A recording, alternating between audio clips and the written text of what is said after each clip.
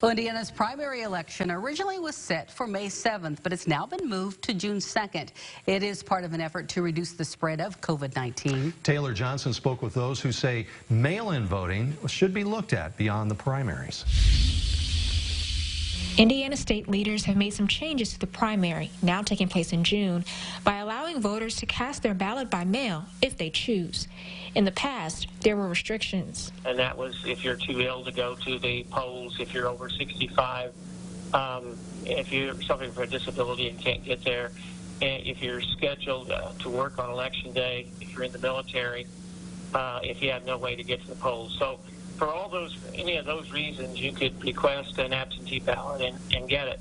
Well, this year, the state's dropping all those. However, groups like the League of Women Voters sent a letter to the state advocating for restrictions to also be lifted in November. So it seems reasonable to put this into place for the primary and for the general election this year, and then reassess where we are. What have they learned from this?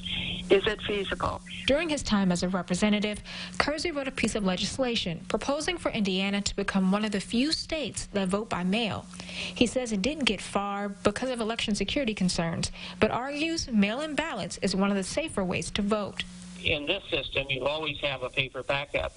You always have a paper trail because the paper ballot is sent in, it's counted, and it's kept, and so if the system could be hacked, and the chances of it hacking would be a whole lot less if all the votes are counted in one voting center rather than around the state. In addition to paper backup, is signature verification.